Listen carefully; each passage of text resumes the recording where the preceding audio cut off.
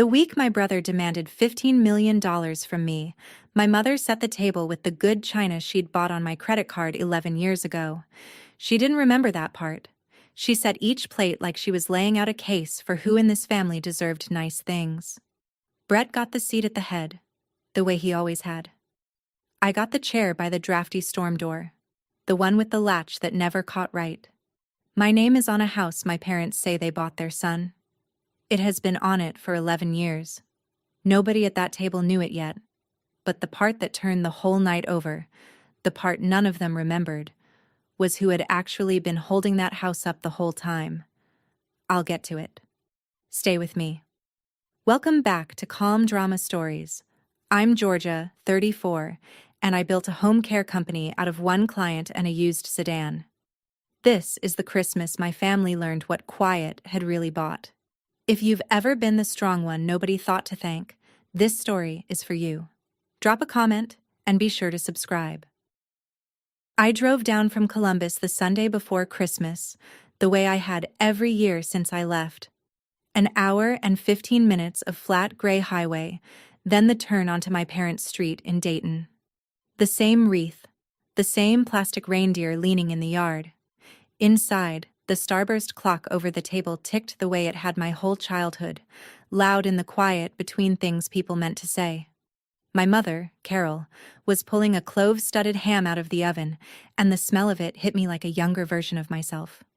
"Georgia," she said, not turning around. "Set the table with the good china. It's in the hutch." I opened the hutch and there it was, the cream plates with the thin gold rim. I remembered the store. I remembered the card I'd handed the clerk at 23 because my mother's was acting up, and Brett needed the good stuff for his housewarming. I never got paid back. I never asked. I lined the plates up anyway, one by one, the gold rims catching the light. 6 settings, Brett's at the head, mine by the door. My father, Dennis, came in smelling like the garage and clapped me on the shoulder like I was a delivery that had arrived on time. "There she is," he said. "The busy one." That was always my name in this house. The busy one. The capable one. The one who didn't need anything. I'd paid for more of this room than anyone sitting in it knew, and I was about to find out how much that was worth to them. You learn the math of a family young. Mine was simple. When Brett wanted to go back to school at 26, my parents paid the tuition, twice, because the first time didn't take. When his apartment got too expensive, they covered his rent for 2 years and called it a hard season. When his truck got repossessed, my father drove out at dawn and paid the lot in cash so the neighbors wouldn't see.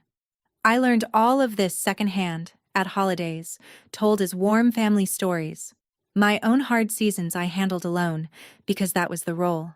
At 18, I asked my mother to co-sign a $400 deposit on a studio apartment. She looked at me over her coffee and said the line I would hear in 100 shapes over the years. "Honey, we can only ever back one horse." She meant Brett. She always meant Brett. She believed it like scripture, that a son carried a family forward and a daughter carried herself. So I carried myself. I worked doubles. I paid that deposit out of tips. And every Christmas I drove down and watched the one horse get a little more, and I told myself it didn't touch me anymore. That Sunday, lining up gold-rimmed plates I'd paid for, I almost believed it. Then my mother smiled at me, too sweet, and asked how the little caregiving business was doing. And I understood, the way you understand weather, that something was already moving. She'd never once asked before. I just didn't know yet what she'd heard. Here's how I got out, in case you think I was the kind of woman who sat in that drafty chair and took it. I left at 18 with 2 duffel bags and a CNA certificate I'd paid for myself. Certified nursing assistant. It meant I could bathe a stranger, lift a grown man who'd fallen, sit with someone at 3 in the morning when the fear came. My first real client was a 91-year-old woman named Patricia Vance, and she changed the shape of my life. Patricia had buried a husband and outlived 2 of her own children, and she did not suffer foolishness, including mine. The first week, I apologized for everything. I apologized for the traffic, for the weather, for taking up space. Patricia set down her tea and looked at me. "Stop that," she said. "People treat you at the price you put on yourself. You're handing yourself out for free." I never forgot it. I started charging what my hours were worth. I started saying no. Patricia became the closest thing to a real mother I had, which is a strange thing to say about a client, but family is mostly who shows up. I spent 8 years learning the one thing my own parents never taught me, that being needed is not the same as being loved, and you can be both the strongest person in a room and the one carrying it. I just hadn't yet learned how to put the room down. That lesson was still coming. It came wearing a Christmas sweater with my mother's voice behind it. The signature happened when I was 23. By then I had something my parents suddenly needed: a clean credit history and a little saved. Brett had found a house in Dayton, a starter ranch with a maple in the yard, and he wanted it badly. The problem was Brett. He had 2 repossessions, a credit score in the basement, and a job he'd had for 6 weeks. No lender would touch him alone. So my parents drove up to Columbus on a Saturday with a folder and a plan.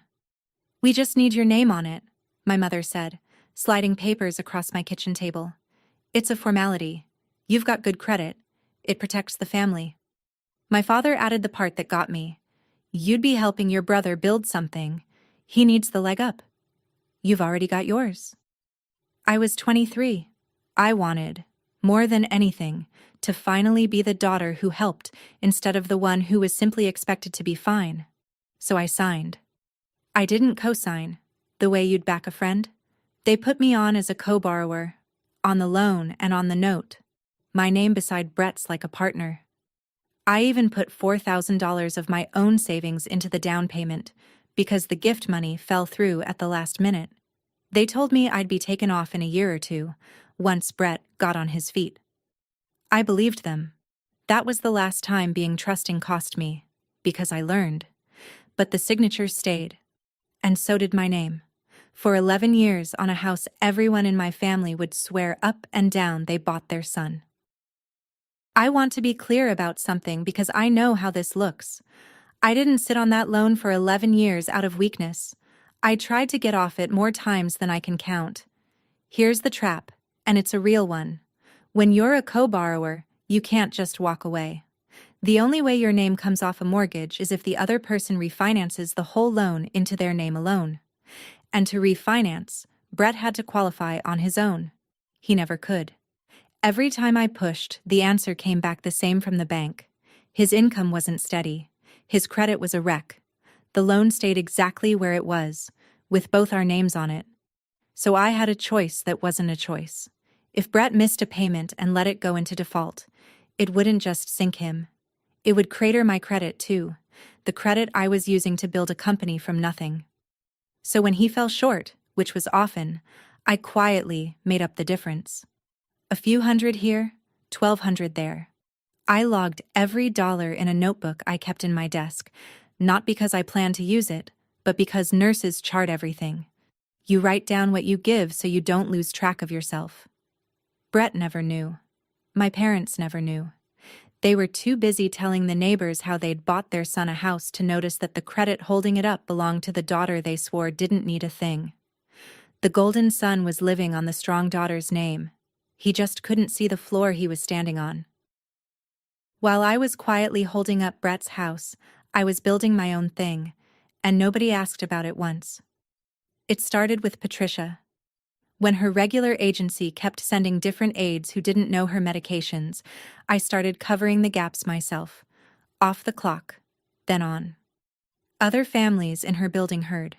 They wanted someone steady, someone who showed up, someone who treated their mother like a person and not a task on a sheet. I hired 1 aide, then 3. I named it Hearthstead Home Care, because a hearth is the thing a house is built around, and I'd spent my life making other people's houses warm. I ran it out of a used sedan with 200,000 miles on it and a folding table in my apartment. I learned payroll at midnight. I learned scheduling, billing codes, state licensing, the whole brutal arithmetic of caring for people for a living. 8 years later, Hearthstead had 90 caregivers and 3 counties, and we were known as the agency that didn't drop you. That reputation was the asset. A larger health services group came calling, the way they do when something small is run well. They wanted to buy. I spent 4 months in due diligence, in rooms full of lawyers, holding my ground on the one term I refused to drop. Every caregiver kept their job. The day the deal closed, Hearthstead sold for $25 million. I sat in my car in the parking garage and called Patricia. Not my mother. Patricia. She was the only person I wanted to tell. Good, she said. Now don't you dare let anyone make you feel small for it. I should have written that down too. The sale closed in late September, 3 months before that Christmas. I told almost no one. People assume you announce a thing like that you'd want the family to finally see you. I didn't. I knew exactly what would happen the day my family learned there was money. I'd watched it happen to other people. Money doesn't change who a family is. It just turns up the volume. So I kept it close. I paid off my own small mortgage in Columbus. I set most of the rest aside, untouched, because I'd learned the hard way that the first instinct of people who've never earned a thing is to spend yours. I even did the careful thing, the thing I want you to notice. I called the bank that held Brett's loan and asked, again, what it would take to get my name released. Same answer. Brett had to refinance. Brett still couldn't. So I left it, and I went on with my quiet life, and I told myself I'd deal with the house in the new year. I almost made it. What I didn't account for was Ashley. My brother's wife had a habit of scrolling, and she scrolled past something with my company's name on it, a local business write-up. Hearthstead Home Care acquired an 8-figure deal. My face, small, in the corner. She read it twice. Then she did the thing that started all of it. She picked up the phone and called my mother. And the storm door of that whole year blew open, latch broken, the way it always was. I know how the calls went because Ashley likes an audience, and she told the story later as if she'd done me a favor. She read my mother the headline over the phone. 8 figures. She said the words slowly, the way you'd lay out cards. 25 million, the article guessed. My mother went quiet, then asked Ashley to read it again. Here's what I understood. The second my own phone started ringing more than it had all year. The family I'd been invisible to for 34 years had just become very interested in me. My mother called Tuesday, sweet as the ham. We never see you anymore. Come down early this year. Brett texted, which he never did, something cheerful with too many exclamation points. My father called to ask if my car situation was all right, which was his way of circling money without saying it. I watched it all happen with a strange calm because I'd predicted every move. I'm a person who plans for falls. It's the job. You look at a stairway, and you see where someone could go down. I looked at my family and saw exactly where this was heading. What I hadn't decided yet was what I was going to do when it got there. I had a house with my name on it, a notebook full of quiet dollars, and a brother who was about to learn the floor under his life was mine. I just hadn't picked the floor up yet. That week, I started getting ready to. I almost didn't drive down at all that year. Something in my gut said don't. But Patricia was 91, and I'd promised her I'd stop running from rooms I had every right to sit in. So I went. If you've ever walked into your family's kitchen already bracing for it, already gripping the wheel 2 streets away, then you know exactly how I felt taking that exit. Comment, been there. Let's keep going. The calls kept coming, and they kept changing shape. First it was love, then it was need. By the second week of December, my mother had stopped pretending the calls were about missing me. Your brother's having a hard stretch, she said. You know how the house eats money. I knew better than she did how the house ate money. I'd been feeding it for 11 years. He's proud, he won't ask, she went on, but a family helps. You're in a position now. There it was, finally, the position. He could use a little help getting current, she said. You don't need it. He does. She said it the way she'd said it my whole life, like a law of nature. You don't need it. He does. as if need were the only currency that counted and capability disqualified you from care. I sat in my kitchen in Columbus, the same table where I'd signed those papers at 23, and I felt something old and tired finally go cold and clear. I didn't argue. Arguing was the old role, the one where I explained myself and lost anyway. Instead, I said I'd think about it, and I hung up, and I did something I'd never done in 34 years of being the busy one. I called a lawyer, not to fight them, to understand exactly where I stood on a house I'd been quietly holding up since I was a kid myself.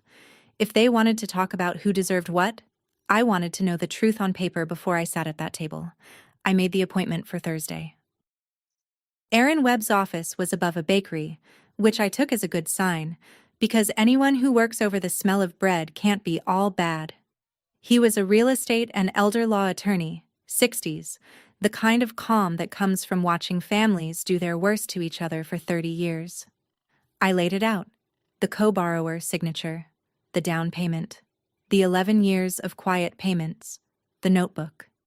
He listened without interrupting, which lawyers rarely do, and when I finished, he leaned back. "Let me make sure I understand," he said. "You are not a co-signer. You're a co-borrower.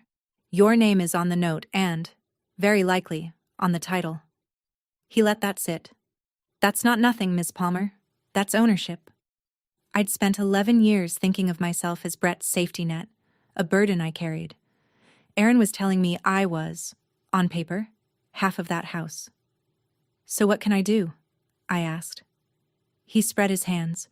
"Several things. You could sue your brother to recover the payments you've covered. You could petition to force a sale and recover your share. You could make a great deal of noise." That was the path I could feel the room expecting, the one you're probably expecting too. The lawsuit. The reckoning. Drag Brett's secret debts into the open and let him drown in them. I sat with it. It had a satisfying weight, the kind of revenge that ends with everyone watching. Aaron must have seen something cross my face because he added gently, "But noise keeps you tied to that house longer, and to them. Think about what you actually want to walk away with." I told him I'd think about it.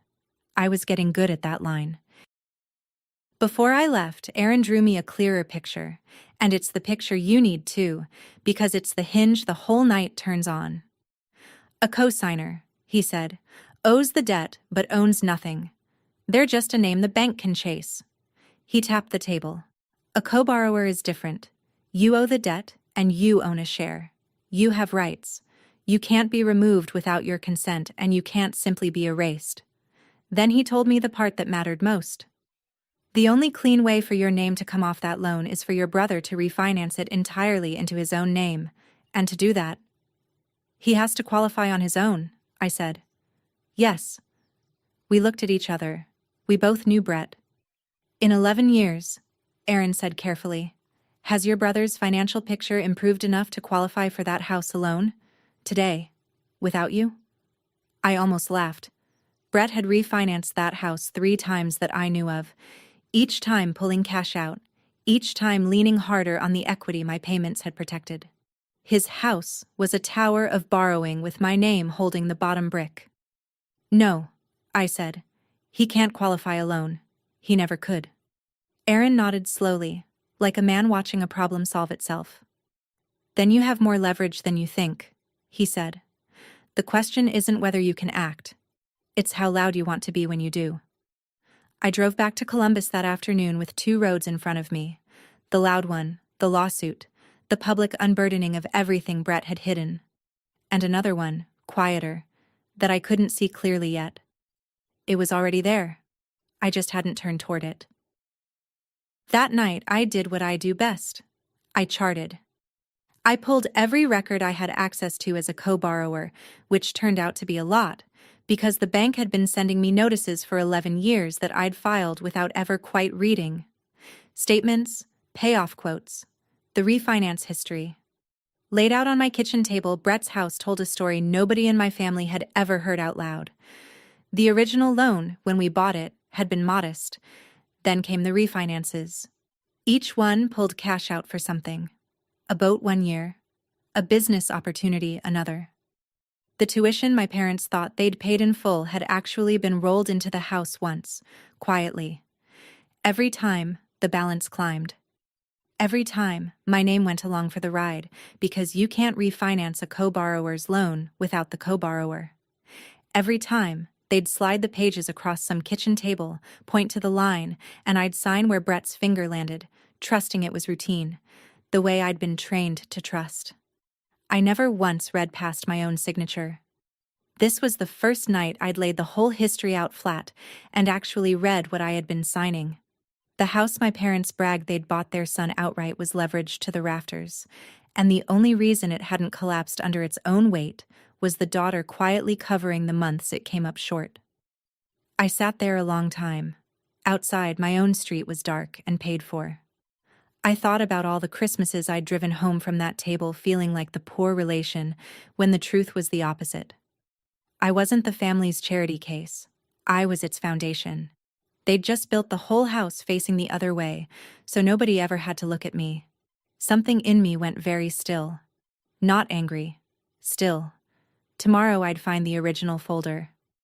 I wanted to see my own signature again, with my own eyes. The folder was in the bottom drawer of my desk, a plain manila thing soft at the corners from 11 years of moving it, but never opening it. The closing documents. I made coffee, sat down, and read every page the way I read a patient's chart. Slowly, looking for the thing that matters. Page 4 was the note. And there, at the bottom, beside my brother's looping signature, was mine, Georgia Palmer. 23 years old, in blue ink, careful, the signature of a girl who thought she was finally being trusted with something. Co-borrower, not co-signer. Owner. I sat with my finger on it for a long while. Then I took out the notebook. My real notebook. The one where I'd charted every shortfall for 11 years, and I added it all up for the first time. I'd never let myself do the total before. $71,420. That was what I'd quietly poured into Brett's house to keep it standing. $71,000 in a family where I'd had to pay my own apartment deposit out of tips at 18. I didn't cry over it, and I won't pretend I did. I just looked at page 4 and the blue signature and the number, and I understood that I'd been telling myself the wrong story my entire life, the story where I was the one who took. When all along, the ledger ran the other way. That signature was the most important thing in this whole story, so hold on to it. Page 4. My name, beside his. $71,420. Everything that happened at that Christmas table came down to those three things, and only one person in the family knew they existed. Me. I called Aaron the next morning and told him to start building the case, the recovery action, the petition. I wanted to know what it would take to sue Brett for the $71,000 and force the house to a sale, and I wanted the family to feel it coming. He warned me again, the same gentle warning, that a lawsuit would tie me to all of them for a year or more. I said I understood. I told myself this was the strong move, the move where I stopped being invisible and made them all look at the ledger at last. For a few days, that's exactly where I was headed. And word got out, the way it does in families. Ashley heard from someone that I'd hired a lawyer. My mother called, rattled for the first time, demanding to know if I was really going to drag your brother to court over a house. I didn't deny it. I let them sit with it. Let them imagine the courtroom, the public unspooling of everything they'd hidden. I'm not proud of how good that felt. Then one morning, it caught up with me. I was in the shower when I caught myself rehearsing my testimony out loud, arguing with a Brett who wasn't even in the room, my jaw tight, the water gone cold. I'd spent 34 years living inside that family's kitchen, and now I was drawing up plans to build a new room onto it, one with a witness stand. That was when, late at night, alone with the folder and the number, something nagged at me. A lawsuit would put me in a room with Brett's lawyer for a year. It would keep my name welded to that house through every hearing.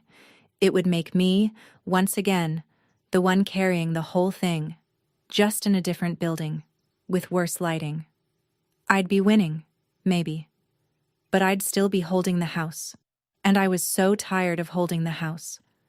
I didn't know yet what the other road was, but I knew the loud one led right back to the chair by the broken door, so I went to see Patricia. Patricia was 91 now and sharper than people half her age. She lived in a tidy unit at an assisted living place I'd helped her pick, and she still made tea like it was a ceremony. I told her everything: the sale, the house, the signature, the lawyer, the 71,000. She listened the way she always had, hands folded, missing nothing. When I finished, she didn't tell me I was right, which is what family is supposed to do. She asked me a question instead. "Georgia," she said, "do you want to win, or do you want to be free?" I opened my mouth to say both. She held up one finger before I could. "They're not the same thing," she said. "Winning keeps you in the ring. Free means you walk out." She sipped her tea. "You've been in their ring your whole life, sweetheart. Even your revenge is a way of staying in it. The lawsuit, the courtroom, making them watch, that's still you, performing for people who never clapped." I sat very still. "You don't owe anybody your spine," she said. "Not your money, not your years, and not the next 3 years in a courthouse proving a point they'll never admit you won." She set the cup down. "So don't fight them for the house. Just stop holding it up, and let the house tell them the truth you've been too kind to say." Something turned over in me, quiet and final. I'd been planning to throw the whole weight of that house at my family. Patricia was telling me to simply set it down and step back and watch. For 11 years I'd been the thing keeping it from falling. The most powerful thing I could do was nothing. I just had to stop. I drove home with Patricia's question turning in me, and somewhere on that gray highway it clicked into place. I didn't need to sue anyone. I didn't need a courtroom or a public reckoning or a single raised voice. I just needed to stop being the floor. Here's what I understood. For 11 years, the only thing keeping Brett's house standing was me, quietly curing the shortfalls so the loan never defaulted. If I simply stopped, the house would come due on its own. Brett would get behind, the way he always did, and this time no quiet check would appear to save him. And the only way out for him would be the door I'd been pointing at for a decade: refinance into his own name.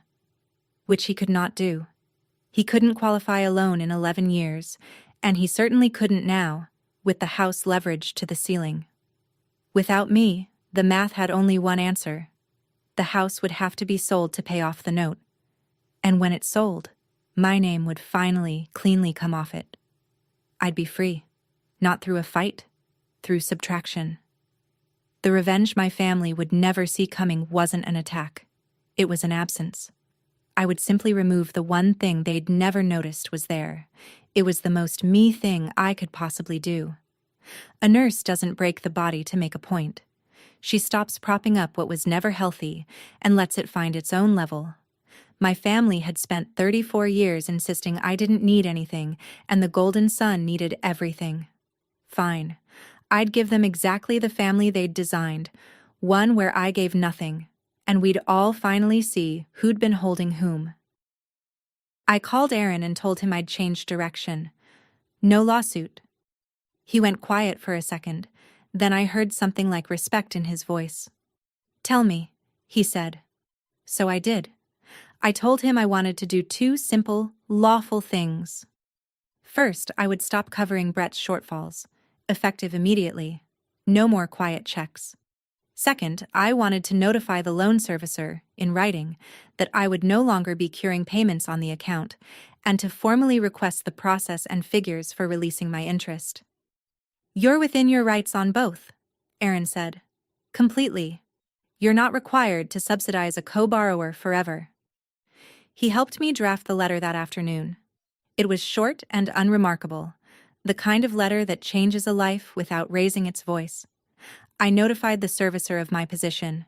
I requested a payoff quote and the requirements for removing my name. I made clear, in plain language, that any future shortfall would not be covered by me. I signed it, Georgia Palmer, the same name from page 4, 11 years older. Then I mailed it, 4 days before Christmas. I want you to notice when this happened. The decisive thing, the real turn of the whole story, didn't happen at the dinner table. It happened in a quiet post office on a Wednesday, with no one watching, no speech, no gotcha. By the time I drove down to Dayton for Christmas, it was already done. The floor was already gone. The house was already falling.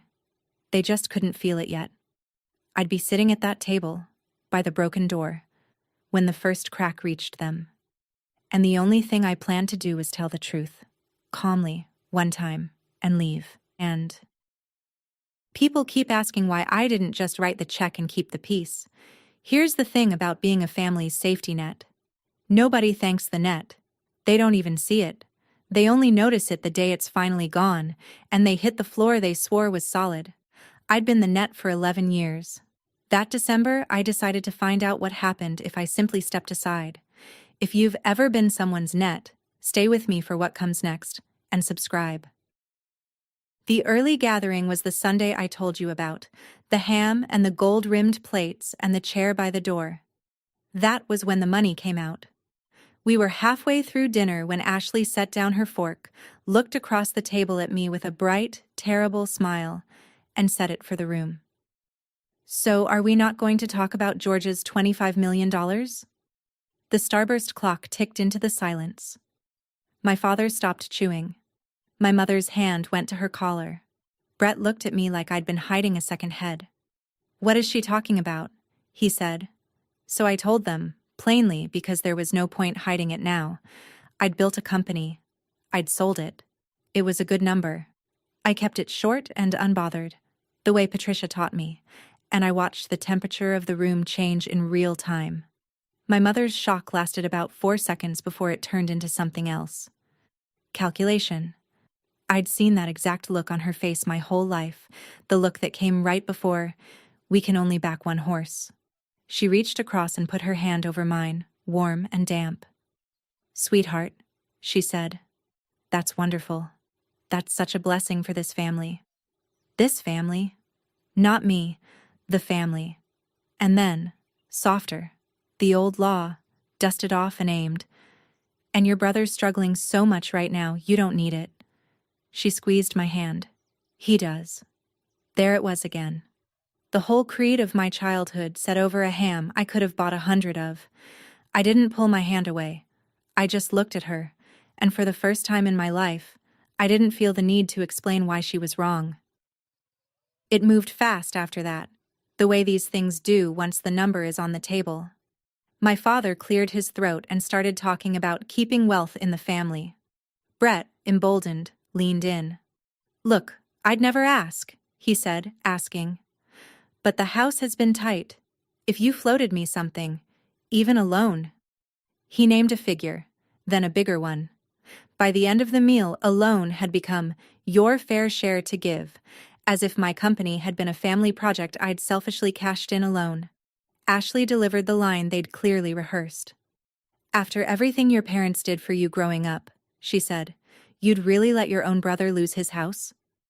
I almost admired the nerve of it. Everything my parents did for me. I ran the list silently. The apartment deposit they wouldn't co-sign. The tuition they paid for him, twice. The truck. The rent. The house with my name on it. The $4,000 of my savings in the down payment. Everything they did for me fit in a thimble, and everything they'd taken would fill that house to the roof. But I didn't say any of that. Not yet. Brett, watching me stay quiet, mistook it for weakening. "Family money comes home to family, Georgia," he said, like he was quoting wisdom instead of inventing it on the spot. "That's just how it works." I looked at my brother, who had never in his life refinanced his way out of anything, who was sitting in a house he didn't know was sinking, lecturing me about how money comes home. "Let me think about it," I said, and I meant it. I had one more thing to confirm before Christmas. I called Aaron Monday morning. Before I left that Sunday, my father followed me out to the porch. The storm door banged behind us, the latch catching on nothing the way it always had. Dennis stood with his hands in his pockets, looking at the yard, and for a moment he was just an old man in the cold. "Your mother shouldn't push like that," he said quietly. It was the closest thing to taking my side I'd heard in 34 years. I know it hasn't been even, he went on, between you and your brother. I do know that. Something in my chest loosened, just slightly, against my will. I waited. For 1 second I thought my father was going to apologize, and I understood how badly I'd wanted that, all my life. Then he sighed and ruined it. But you came out fine, Georgie, you always do. And Brett, he's not strong like you. He needs the help. We did what we had to do for the one who couldn't make it on his own. There it was. The same arithmetic, just wearing a sadder face. I'd come out fine, so I deserved nothing. Brett couldn't cope, so he deserved everything. My strength had always been the reason to give me less. He told me then, almost as a confession, that he'd pulled the equity out of his own house years ago to help Brett, that retirement was thinner than my mother knew, that he was scared. And I felt for him. I did. But fear isn't a deed to my life. I'm sorry you're scared, Dad, I said, and I meant it. But you spent your safety net on the wrong son. I drove back to Columbus in the dark. He didn't ask which son I meant. The letter I'd mailed did its quiet work while the family was busy planning how to spend my money. 3 days before Christmas, the loan servicer processed my notice. The December payment came up short, the way it always did. But this time, no quiet check appeared from Columbus to cover it. For the first time in 11 years, the shortfall just sat there, uncured, and the account ticked over into delinquency. Brett got the notice in the mail the same week. I know exactly what it looked like, because I'd been the one receiving those notices for a decade and filing them away. Past due. Action required. A number with a deadline. Brett had never seen one before, because I'd always made sure he didn't have to. He had no idea what had changed. He had no idea the change was me, finally absent. He called my parents in a panic instead of me, because in his mind I was the one with money now, not the one who'd been holding his house up all along. The irony was almost too clean. He spent that whole week believing his big sister was hoarding $25 million while refusing to help, never once suspecting that the help had been there silently the entire time and had simply stopped. My mother called me, frantic, saying Brett's mortgage was somehow behind and the bank must have made a mistake. I let the call go to voicemail. There was no mistake. There was just, for the first time, the truth, arriving on its own schedule. I didn't have to lift a finger at that table. The house was already telling them. They just hadn't learned to read its handwriting yet. I'd taught myself 11 years ago. Brett finally called me himself the night before Christmas Eve. No exclamation points this time. He was shouting before I even said hello. The house was behind. The bank was sending letters. Did I know anything about this? Because the timing was awfully convenient, wasn't it? Right after everyone found out about my money. I let him run out of steam. Then I said the calmest thing I've ever said to my brother. Brett, refinance the house into your own name. Silence. Like I've been asking you to do for 11 years, I went on. Take my name off it. Make it yours, the way Mom and Dad always told everyone it already was. More silence, and then the smaller voice, the one underneath the shouting. I can't, he said. They told me I don't qualify. My credit, the income, I can't get approved on my own. And there it was, the first true thing my brother had said to me in years. I know, I said gently. You never could. That's why my name's been on it since you were 26. I could hear him trying to do the math he'd never had to do. Wait, he said. Your name? On my house? On our house, I said. Page 4, co-borrower. I put $4,000 into the down payment and I've covered your shortfalls for 11 years. A long, awful pause. Then why's it behind now? He whispered. Because I stopped, I said. That's all. I just stopped. I didn't gloat. I didn't raise my voice. I just let my brother sit, for the first time in his life, inside a consequence. See you at dinner, I said, and I hung up. Tomorrow I'd say it all once, in the room, and then I'd leave. Of course, Brett called our mother the second we hung up, and of course, she called me, and of course, she had decided the villain of the story was me. That's the thing about a family arithmetic that's run one direction your whole life. Even the truth gets entered on the wrong side of the ledger. "How could you?" she said, not even a question. "How could you do this to your brother at Christmas?" I asked her what, exactly, she thought I'd done. "You're punishing him," she said. "You always resented him, and now that you've got money you're using it to ruin him. Out of jealousy." Jealousy. I'd spent $71,000 keeping her son's roof over his head, money she never knew about, and she'd found a way to call that jealousy. "I'm not giving him anything, and I'm not taking anything," I said. "I'm just no longer paying for a house that was never supposed to be mine to pay for." She wasn't listening. She'd never listened. She fell back, the way she always did, on the oldest line she had. "We did the best we could with what we had," she said. "We could only ever back one horse, Georgia. You know that. You were always going to be fine. We can only ever back one horse." The sentence that had shaped my entire childhood, now offered as a defense for letting her son drown in a debt I'd been bailing for a decade. For the first time, it didn't land like a wound. It landed like an admission. She'd told me the truth about this family 34 years ago, and I'd spent my whole life trying to prove her wrong by being indispensable. I was done proving it. "I'll see you at dinner, Mom," I said. I called Aaron one last time on Christmas Eve morning because I wanted to walk into that house knowing precisely what was true and saying nothing I couldn't stand behind. I asked him to confirm where things actually stood. He was careful, the way good lawyers are. "Here's what I can tell you," he said. "You've lawfully stopped covering the shortfalls. The account is delinquent. If your brother can't bring it current and can't refinance into his own name, then at some point the lender will move toward the remedies in the note." "Which means," I said. "Which means, presumptively, the house gets sold to satisfy the loan," he said. "But understand, the timeline isn't yours to control, and it isn't instant. The servicer has its own process. A court may be involved. No one can promise you exactly how or when it resolves." I appreciated that he wouldn't oversell it. "And my name? When the loan is paid off, whether by sale or refinance, your name comes off it. You walk away clean. That part is solid." That was all I needed. I wasn't going to that table to threaten anyone or promise outcomes I couldn't guarantee. I was going to tell them what I had done, what was true, and what I would no longer do. Then I was going to put on my coat and go home to a house that was mine, fully, with no one else's name on it, and no one else's weight on my back.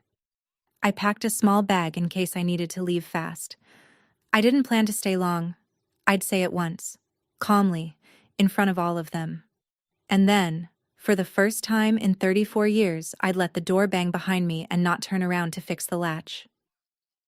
Christmas dinner was at 6, and I arrived at 6 exactly, because I wasn't going to give anyone the satisfaction of saying I was late on top of everything else. The house smelled the way it always did. Clove ham, pine, the ceramic Christmas tree on the sideboard with its little plastic light pegs, the one my mother had displayed every year of my life. The starburst clock ticked over the table. The good china was out again, gold rims catching the light. 6 settings. Brett at the head, my chair by the door. Some things a family will never change, even as the floor goes out from under it. They were all there. My mother, tight-faced and righteous. My father, who wouldn't meet my eyes. Brett, gray and hollow, like a man who hadn't slept, which he hadn't. Ashley, perched beside him, watching me the way you watch weather you started. 2 aunts down the table who'd clearly been briefed and arranged their faces into disapproval. The whole jury, assembled. I sat in my chair by the broken storm door. The latch ticked against the frame in the December wind. That small familiar rattle. The sound of the one thing in this house nobody but me ever bothered to hold shut. I folded my hands. I waited. I'd learned a long time ago, sitting with frightened people in the dark, that you don't fill a silence to make yourself comfortable. You let it do its work, So I let it. And across the table, my brother, who had spent his whole life being handed the head of the table and had never once had to earn the chair, opened his mouth, and the night began to come apart. Brett didn't make it through grace. He set down his fork before the plates were even full and looked at me with eyes that were already wet. "I'm going to lose the house," he said. His voice cracked on it. "Do you understand that? They're going to take my house." My mother reached for him. My father studied the ham. "I've got a wife. I've got a life there. And you're sitting on $25 million. He said the number like an accusation, like I'd stolen it from his pocket. "You could fix this with one phone call, and you won't." I kept my hands folded. "How much do you think would fix it, Brett?" I asked, evenly. He named it before he could stop himself. 15 million. The table went quiet. Even the aunts looked startled by the size of it. He'd asked for a loan 2 weeks ago. Now, panicked, he'd jumped to 15 of my 25, as if my 8 years of 100-hour weeks were a pot we were all meant to split. "At least 15, he said, quieter, hearing himself. "To be safe. To set me right." Then my brother, 37 years old, slid out of his chair at the head of the table and went down onto my mother's kitchen floor, on his knees, crying. Actually crying, the way I hadn't seen since we were children. "Please," he said. "Please, Georgia. You're my sister. Don't let them take everything." And my mother, watching her son on the floor, turned the full force of 34 years on me. She stood up so fast her chair scraped. "Look at what you're doing to him," she screamed. "Look at your brother. You did this. You stole his future, Georgia. You walked in here with your money and you stole his future." The starburst clock ticked. The latch rattled. My brother wept on the linoleum, and my mother screamed that I was a thief, and every face at that table turned to me, waiting to see me crumble or cave the way I always had. I didn't do either. I looked at all of them, very calmly, and I felt, of all things, a kind of peace.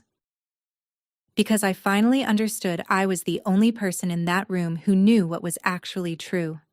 And I was about to say it once, plainly, and then never explain myself in this house again. I didn't raise my voice. I've found that the quieter you get, the louder a room has to become to hear you, until everyone is leaning in to spite themselves. "I want to say one thing," I said, "and then I'm going to finish my dinner and go home." My mother kept standing, breathing hard. Brett looked up from the floor. "That house," I said, nodding toward the front of the property, toward Brett's place across town, "has had 2 names on the loan for 11 years. Brett's and mine." Silence. My father's head came up slowly. "I'm not a co-signer," I said. "I'm a co-borrower. I own half of it. I have since Brett was 26, when no bank on earth would lend to him alone, and Mom and Dad drove to Columbus and asked me to put my name and $4,000 of my savings on the line so the family could buy its son a house. I let that settle. And for 11 years, every time Brett came up short, I quietly covered it.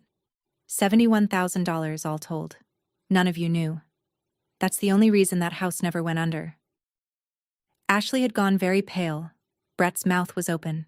My mother's righteousness flickered just for a second into something like fear. "Last week," I said, "I stopped. That's all I did. I didn't sue anyone.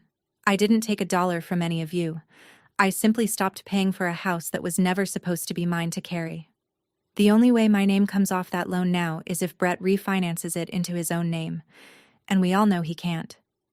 I looked at my brother on the floor. "You didn't lose your future, Brett.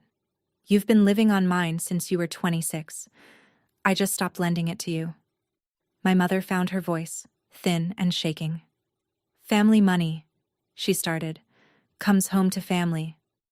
"You're right," I said. And for the first time all night I let myself smile, small and tired. It does. It's finally coming home. I picked up my fork. To me. Nobody moved. The clock ticked. Somewhere under the table my father exhaled. Long and low, like a man who'd known the truth for 11 years and had only just been forced to hear it out loud.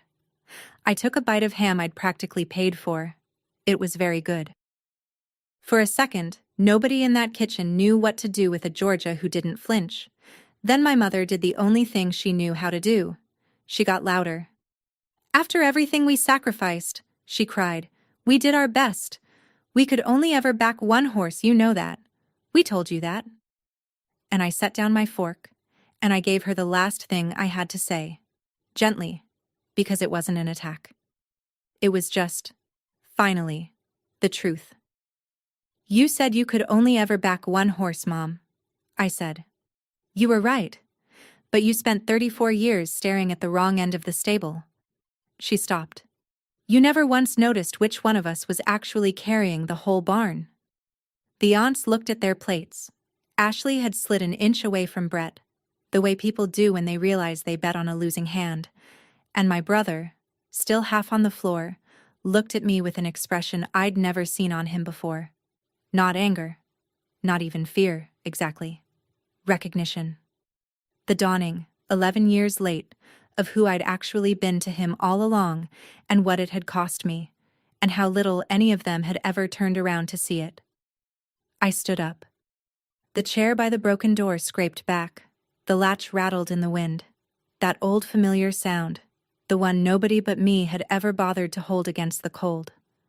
I wasn't going to hold it tonight. I put on my coat. My mother was still talking, the words getting smaller, the way a storm sounds once you've driven past it. "I'm not angry at any of you," I said from the doorway, and I meant it, which surprised me most of all. "I'm not going to fight you. I'm not going to sue. I've spent my whole life in this family's ring, and I'm finally walking out of it." I looked at Brett. "I hope you figure out the house. I really do. But I won't be the one who figures it out for you. Not anymore." I looked at my parents. "Don't call me about money. I won't answer. If you ever want to call me about anything else, anything that isn't a number, I'll pick up. The choice is yours. It always was." Then I opened the storm door, and the wind caught it, and the broken latch banged against the frame the way it had my whole life. For 34 years I'd been the one who turned around to ease it shut, to fix what no one else would fix, to hold the cold out so everyone inside stayed comfortable. I stepped out onto the porch. I let the door swing. I didn't turn around and I didn't reach back. And behind me I heard it bang once, twice, loose and rattling. And then I was down the steps and into the cold, clean dark. And for the first time in my life, the latch was somebody else's problem. Here's how it landed, since I know you want to know. Brett couldn't refinance. Of course he couldn't. It didn't happen all at once, the way some part of me had braced for. The servicer did what servicers do, sent the notices, gave Brett a window to bring the loan current, and waited out the timeline the documents required. He couldn't cure it, and there was no quiet check coming to rescue it anymore. By 3 months into the new year, with that window closed and the account too far behind to save, the lender moved to recover what it was owed, and the house went up for sale to pay off the loan. It sold in the spring to a young couple with a baby on the way, which I liked, because at least the maple tree would get to shade somebody who'd earned it. When the loan paid off at closing, my name came off the note at last. 11 years, gone with a single line on a settlement statement. I was free. My father's retirement was thinner than my mother ever understood, and they downsized to a smaller place, quietly, the way they'd done everything that embarrassed them. Ashley left Brett within the year. It turned out her loyalty had been to a house and a status, and once those were gone, so was she. Brett rents now, the way I did at 18, and I hear he's learning the arithmetic the rest of us learned long ago. I didn't celebrate any of it. There was no triumph in watching a family I'd loved come apart along the seams they'd sewn themselves. But I slept. God, I slept. I took the money I'd kept, and I did one thing with a piece of it that mattered to me. I started a scholarship for CNAs, women putting themselves through certification the way I had, and I named it for Patricia Vance. She came to the first ceremony in a wheelchair, 92 and fierce, and when they read her name, she gripped my hand and said, "There. Now that's family money coming home." We both laughed until we cried. My parents weren't there. They didn't know. And for the first time, that absence didn't feel like a wound. It just felt like quiet, the good kind. I learned something at that table I wish I'd known at 18, sitting in the drafty chair by the door. You can love people with your whole heart and still refuse to be the floor they stand on. You can be the strongest one in the room and still set the room down. And the day you finally stop catching everyone who was happy to let you, you discover the thing they never wanted you to know. That you were never the one who needed holding up. You can stand. You always could. That's how one quiet daughter took her name back. The Good China. Page 4. $71,000 nobody ever thanked her for. If you've ever been the net a family forgot to see, hear me. You're allowed to stop catching and watch what learns to stand on its own. Tell me in the comments about the day you finally stepped aside. Share this with someone still holding a house that was never theirs. Subscribe. Your boundary is next.